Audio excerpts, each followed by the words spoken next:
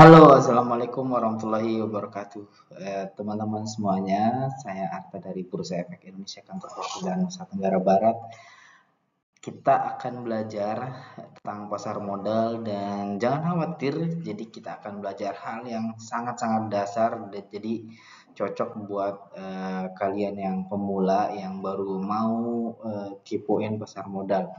Dan akhir-akhir ini jujur jadi banyak request video-video, jadi kita rutin terus ngasih edukasi tentang hal-hal yang sederhana, yang bagi pemula, yang buat kamu yang mungkin nggak di bidang ekonomi tapi pengen ngerti tentang investasi atau pasar modal yang hari ini kita lagi rame ya. Semua orang lagi diskusi tentang passive income gitu ya. Jadi hari ini kita akan sedikit bahas teman-teman di video kali ini kita akan kenal dengan pasar modal. Oke, kalau teman-teman ngeh ya di kehidupan kita sehari-hari itu sebenarnya kita udah berinteraksi dengan hal-hal yang berbau keuangan ya. Nah, tapi khususnya kalau di pasar modal itu sangat spesifik karena bisa dibilang hal yang sangat penting yaitu investasi. Di situ teman-teman akan mempelajari tentang investasi. Pasar modal itu sebenarnya bagian dari industri jasa keuangan ya. Di situ ada industri perbankan, ada industri keuangan non perbankan. Nah, satu lagi yaitu di pasar modal. Pasar modal ini spesial karena teman-teman di sana akan investasi ya. Dan di pasar modal itu sendiri teman-teman itu kita akan di awal itu lebih baik mengenal lembaga-lembaga yang pengawasnya. Karena sekarang tuh banyak lagi rame investasi bodong yang bisa menjerumuskan teman-teman. Ya, nah ini jadi yang resmi dari pemerintah itu pasar modal tuh ada beberapa pengawas. Yang pertama itu regulator dan pengawas, itu ada Otoritas Jasa Keuangan (OJK), terus kemudian ada SRO ya, Self Regulatory Organization atau regulator eh, independen ya kita sebutnya lah ya, self regulatory organization. Itu ada apa saja? Di situ ada Bursa Efek Indonesia ya, dan kemudian ID Clear ya, dan kemudian ada satu lagi yaitu Kustodian Sentral Efek Indonesia. Tentunya lembaga ini ya, kalau kita totalin berarti ada 4 lembaga. Ini yang teman-teman kayaknya harus hafal di benak kalian, jadi jangan sampai ketipu lagi namanya investasi bodong. Ya, cara ngedeteknya sederhana. Kalau dilihat dari lembaga ini, investasi yang resmi itu dengan yang investasi yang bodong itu teman-teman bisa dengan mudah identifikasi ya. Kalau yang resmi ingat diawasi oleh Otoritas Jasa Keuangan, terus kemudian ada ID Clear, ada Bursa Efek Indonesia dan ada Kustodian Sentral Efek Indonesia. Nah, di situ teman-teman akan secara nyaman, enak ya berinvestasi dan tidak perlu khawatir karena si OJK ya, OJK itu lembaga pemerintah ya teman-teman. Jadi secara kelembagaan, secara keamanan investasi itu sangat aman. Jadi teman-teman misalkan jangan takut ditipu ya sama lembaganya karena memang sudah diawasi oleh 4 lembaga ini gitu ya. Jadi misalkan nih ada keluhan Kak pas investasi di pasar modal, ada keluhan A, B, C atau apa gitu ya. Nah, teman-teman bisa langsung kunjungin kantor Otoritas Jasa Keuangan yang ada di provinsi kalian ya. Tapi kalau sekarang kan mager ya. Kalau mager kejauhan ke kantornya, teman-teman bisa langsung juga lewat Instagram atau lewat call centernya 157. Nah, di situ. Oke. Nah, tapi secara spesifik ya, itu pengawas SRO-nya itu ada 3 ya, ada ID Clear dan Bursa Efek Indonesia dan satu lagi Kustodian Sentral Efek Indonesia. Oke, itu lembaganya clear, jadi teman-teman nggak perlu khawatir, nggak perlu was-was lagi ya. Dan ini juga menjadi filter ya teman-teman, menjadi penyaring teman-teman ketika nanti ada apa yang nawarin investasi tapi tidak diawasi oleh 4 lembaga ini, itu jadi warning buat teman-teman. Oke, kita akan memahami pasar modal itu secara aktivitas itu ngapain ya. Pasar modal itu adalah sebuah subindustri industri jasa keuangan yang melibatkan dua pihak gitu ya. Ada pihak pertama yaitu pihak yang membutuhkan dana. Nah, satu lagi pihak yang memiliki dana. Nah, pihak yang membutuhkan dana ini bisa kita contohkan kalau di instrumennya itu ada saham, berarti pihaknya itu adalah si perusahaannya. Jadi perusahaan yang mana yang diawasi juga oleh yang SRO tadi. Teman-teman harus ingat ya yang tiga tadi. Jadi itu pengawasnya. Terus kemudian kalau yang investor itu adalah pihak-pihak yang memiliki dana untuk diinvestasikan. Nah, investor ini ada dua jenis teman-teman secara umum banget. Yang pertama itu jenis satu yaitu investor lembaga. Jadi yang memiliki dana itu lembaga gitu ya, boleh gitu membeli saham secara lembaga boleh. Satu lagi yaitu investor individu. Nah, investor individu itu yaitu teman-teman sendiri gitu ya. Jadi kalau misalkan kalian nih secara perorangan sendiri ya yang memiliki dana itu bisa nggak memiliki perusahaan besar? Bisa. Nah, kalian pun disebut sebagai investor. Jadi kerjaan saya apa sih gitu ya? Kerjaan kalian apa sih? Oh ya, saya investor. Itu teman-teman punya saham. Jadi teman-teman adalah seorang investor. Oke, nah dua pihak ini bertemu, kemudian pertemuannya ini ya berupa akad ya, ada akadnya. Terus pertemuannya ini ada melibatkan instrumen-instrumen investasi ya, keuangan gitu ya. Ada saham, ada obligasi, ada reksadana. Nah, itu yang paling sering ditemukan di pasar modal itu saham sih. Karena saham itu relatif lebih mudah, lebih teman-teman lebih mudah dipelajari, terus butuh duit yang kecil juga, nggak besar, nggak harus jutaan, nggak harus miliaran gitu ya. Nah, terus baru obligasi dan reksadana. So, buat kalian yang pemula, kalian cocoknya better saham atau reksadana ya untuk belajar. Nanti udah ngulik-ngulik terbiasa, baru lanjut ke instrumen-instrumen investasi lainnya. Manfaatnya pasar modal itu tentunya banyak banget ya buat masyarakat ya, buat kalangan publik atau yang lebih spesifik itu bagi masyarakat lapangan kerja. Otomatis kalau teman-teman misalkan beli saham sebuah perusahaan, apalagi perusahaannya sehat, perusahaannya labanya besar dalam tanda kutip ya, produktif banget lah, berarti dia akan semakin hari semakin besar. Nah, itu akan membuat lapangan kerja itu makin luas bagi investor sebagai sarana investasi, bagi emiten atau bagi perusahaan yang tadi sebagai sarana penyebaran kepemilikan, kemudian bagi pengusaha itu sumber pembiayaan ya. Jadi teman-teman itu bisa nanti kalau udah pakai duit pribadi, perusahaannya makin besar, minjem di bank makin besar lagi. Nah, nanti sebagai sumber pembiayaan lain yaitu bisa nanti go public di Bursa Efek Indonesia. Terus kemudian profesional pastinya bagi negara kita jadi makin keren, makin banyak sumber-sumber pendapatan. Oke, kita akan mengenal di pasar modal itu teman-teman ada dua pasar. Namanya pasar ya, ya ada penjual, ada pembeli, ada barang yang diperjualbelikan. Nah, perbedaannya itu sebenarnya kalau kita lihat tuh sederhana banget untuk memahami ya, apalagi buat kalian yang pemula ya.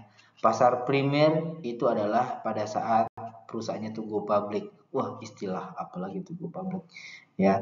Pasar primer adalah pada saat teman-teman transaksi ya, pertama kali si perusahaan itu masuk ke Bursa Efek Indonesia atau go public pertama kali itu ya, jadi perdana ya. Jadi transaksinya adalah saham dan dana. Jadi sahamnya masuk ke teman-teman, duit teman-teman masuk ke perusahaan tersebut gitu ya. Nah, terus kemudian bisa juga di pasar sekunder. Pasar sekunder transaksi antara investor dan investor.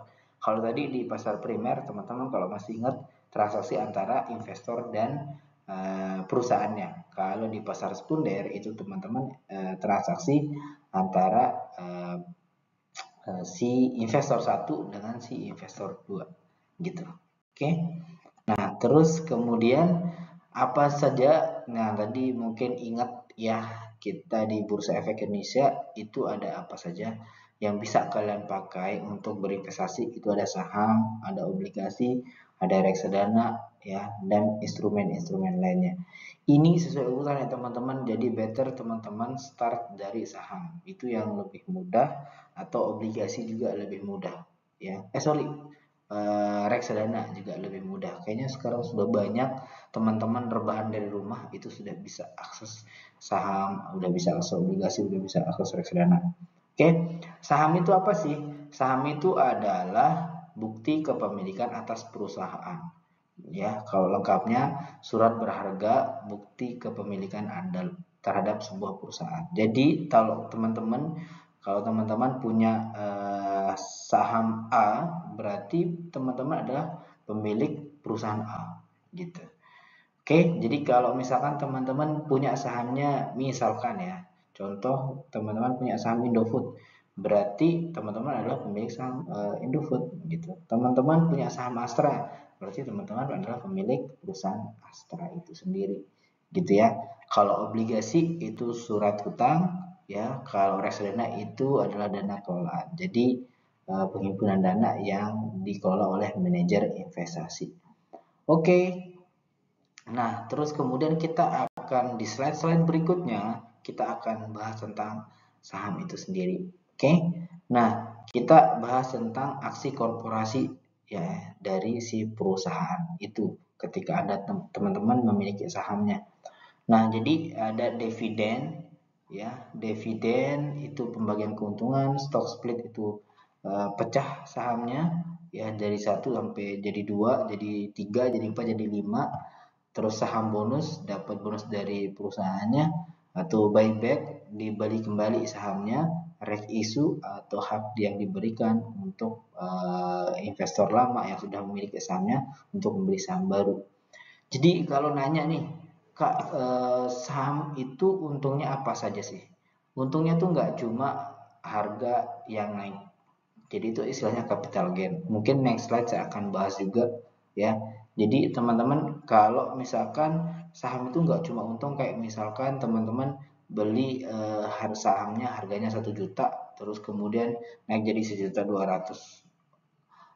Sebutan untuk keuntungannya itu nggak cuma yang 200 itu, tapi yang di layar ini itu juga adalah keuntungannya. Ada dividen, stock split, saham bonus, buyback, dan right issue. Saya contohkan. Dividen, teman-teman misalkan punya saham, terus perusahaannya bagi dividen. Dividen itu imbal hasil yang diberikan kepada investor, ya.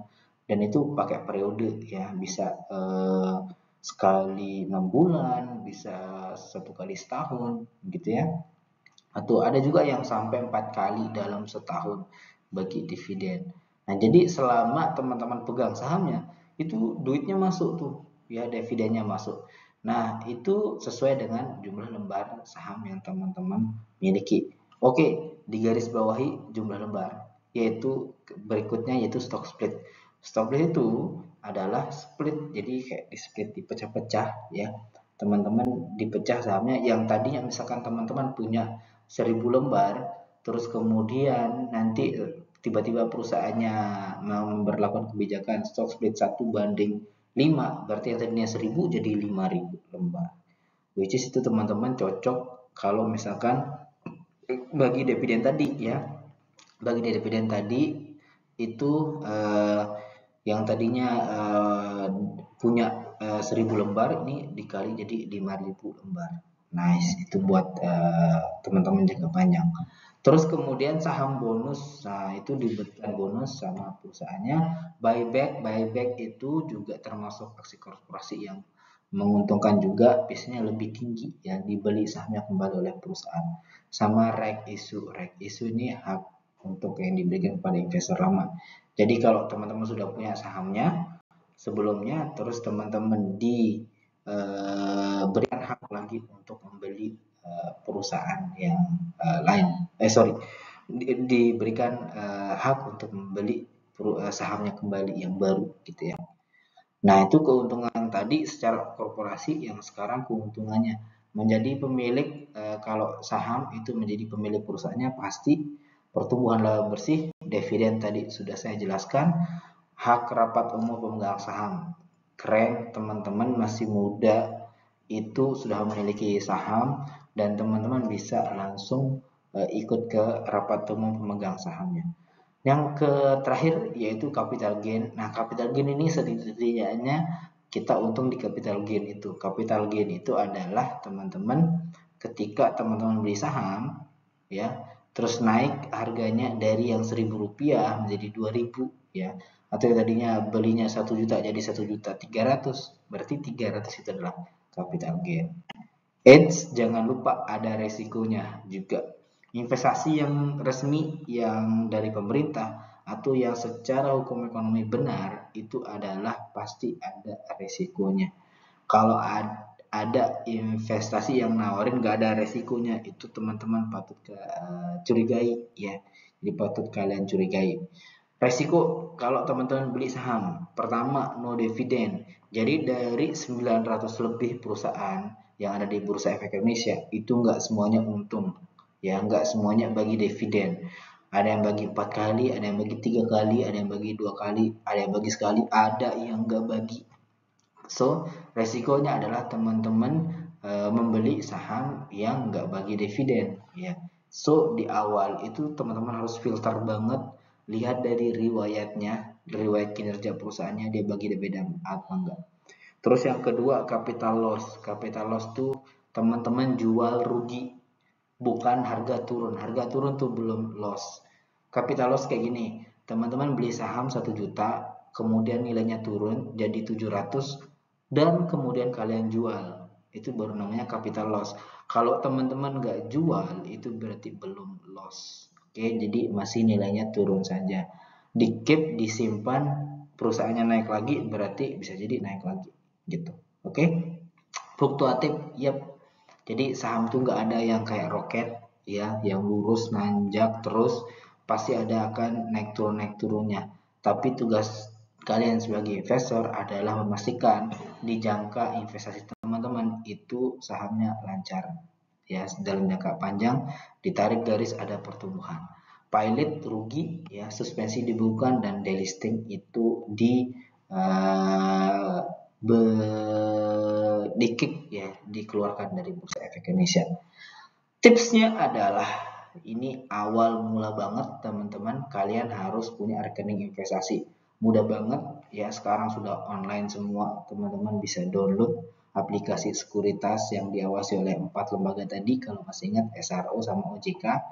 Terus kemudian sediakan KTP kalian dan sediakan buku tabungan dan nomor rekening kalian. Ya, sama satu lagi itu opsional yaitu si NPWP jika kalian sudah memiliki NPWP. Nah, udah dengan memiliki rekening investasi tadi, teman-teman sudah bisa akses 900 lebih perusahaan yang ada di Bursa Efek Indonesia.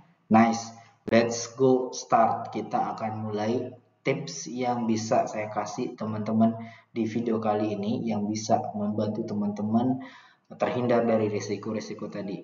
Tips pertama, kenali tujuan kenapa perlu investasi itu wajib dijawab. Itu walaupun agak-agak ngambang, tapi ini penting banget buat kalian. Pertama, tujuan. Tipe perusahaan itu beda-beda teman-teman. Ada yang perusahaan yang cocok disimpan sahamnya itu untuk jangka pendek, jangka menengah, dan jangka panjang. So, kenali tujuan kalian. Jangan sampai tujuan kalian beda dengan tipe saham atau perusahaan yang kalian beli. Itu tidak baik ya. Jadi contoh misalkan si saham A ini memang saham untuk jangka panjang, tapi kalian bertujuan untuk untung jangka pendek, itu nanti ada resikonya. Oke. Oke, kemudian time frame, tentukan jangka waktu investasi kalian untuk merit, untuk pensiun, untuk 10 tahun lagi, untuk 20 tahun lagi. Kebutuhan tentukan banget ya. Untuk investasi untuk apa? Untuk beli rumah, untuk keluarga ya. Terus kemudian tentukan target. kapan jual, kapan beli, ya. Terus kapan mau nambah lagi, ya, atau rutin setiap bulan dan seterusnya. Strategi itu kalian juga harus tentukan. Jangan sampai kalian miss strateginya. Misalkan teman-teman dalam uangnya yang 10 juta itu berapa saham jangka pendek, berapa saham jangka panjang, berapa saham menengah. Alokasi dana penting banget juga. Jadi jangan beli saham di jangan taruh uang kalian di satu saham saja. Oke. Kemudian yang timing, ya timing waktu ya. Jadi harus lihat-lihat juga waktu. Maksudnya gimana? Kondisinya lagi baik nggak untuk nambah sahamnya atau untuk pindah atau untuk tambah saham yang udah ada. Karakter diri juga ini bagus untuk kalian tentukan. Lihat karakter diri kalian. Apakah kalian tipe yang takut akan risiko, atau kalian melawan risiko atau melawan tantangan, atau kalau kalian was-was, kalau was-was berarti investasi di perusahaan yang jangka panjang. Oke. Tipsnya. Tips mengatur keuangan, stop melakukan pemborosan. Ya, dari investasi tadi kamu udah set semuanya. Selanjutnya adalah set mindset kalian. Stop melakukan pemborosan. Ya, bedakan ingin dan perlu dibeli. Penghasilan naik, pengeluaran jangan naik. Jadi penghasilan naik, lifestyle juga jangan naik, teman-teman ya. Pastikan itu teman-teman lakukan untuk menyelamatkan teman-teman di kemudian hari nanti terkait dengan keuangan kalian. Terus kemudian hindari hutang untuk beli barang konsumsi.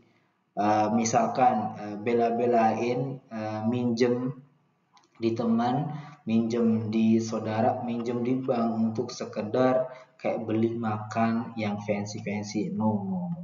Terus yang tips yang keempat yang paling penting yaitu mulailah berinvestasi. Jangan tunggu. Kenapa? Karena satu, teman-teman, hal yang tidak bisa ditambah atau dikurangin, ya, itu adalah waktu. Jadi bagi kalian yang masih muda, it's time untuk memulai investasi. Oke, tips memilih investasi yang cocok buat pemula ini kalian banget ya, sesuaikan dengan anggaran budget. Jangan paksain ya. Jadi ketika berinvestasi, misalkan kalian mau beli saham yang harganya 200.000, jangan paksain diri kalian. Kalian punya uang 200.000, so belilah saham yang maksimal nilainya 200.000 juga. Jangan nanti misalkan bela-belain pinjam di bank untuk beli saham yang nilainya lebih dari kemampuan kalian. Nanti ujungnya bukan investasi, malah nyicil hal-hal yang menjadi akar sebuah permasalahan. Self assessment, evaluasi diri ya. Jadi cek kalian tuh nyamannya di mana, saham, reksadana, obligasi. Cek juga diri kalian. Dan kalau udah cek diri kalian, fokuslah ke yang mana keahlian atau bidang teman-teman nyaman dalam berinvestasi. Tentukan tujuan investasi, tadi sudah saya sampaikan, but tipsnya adalah starts with why. Jadi mulailah dengan kenapa saya harus investasi. Karena ini, kenapa? Karena ini. Terus why gitu. Oke, posisi kalian di mana? Nah, ini tadi yang evaluasi diri. Ya, tips berikutnya itu sih, kalian harus tahu evaluasi diri kalian di mana. Tipe teman-teman di tipe 1, 2, 3, atau 4. Tipe 1 sangat konservatif, jadi nyantai aja. Jadi investasi untuk pensiun, padahal umur kalian baru 18 tahun. It's good, itu bagus banget buat kalian pensiun. Terus kemudian konservatif, nomor 2, risiko dan fluktuasi rendah. Ya, lah peningkatan penurunannya juga cakep ya. Terus moderat, berani ngambil risiko lebih besar. Nah, ini mungkin yang tadi teman-teman strategi ya. Ada yang jangka panjang, ada yang jangka menengah, ada juga pendek. Terus yang nomor 4, kalau tipe kalian nomor 4 ini berarti kalian cocok ke saham-saham yang jangka pendek aja. Agresif, tidak keberatan menerima resiko, fluktuasi yang tinggi, gas aja. Berarti kalian cocok di nomor 4 ini. Kalau kalian mau investasi jangka pendek, berarti tipenya nggak usah takut resiko, siap menerima resiko, fluktuasi, oke. banyak yang harus geser. See you teman-teman di video berikutnya ya. Kalau teman-teman mau video lebih lengkap lagi, bisa subscribe di YouTube channel kita IDXNTB, atau nanya-nanya di Instagram kita di IDX_NTB, atau main-main ke kantor kita di Bursa Efek Indonesia, kantor perwakilan NTB, Jalan Penjaga nomor 47C, Cakranegara, Kota Mataram, NTB. Oke, see you, bye bye. Assalamualaikum warahmatullahi wabarakatuh.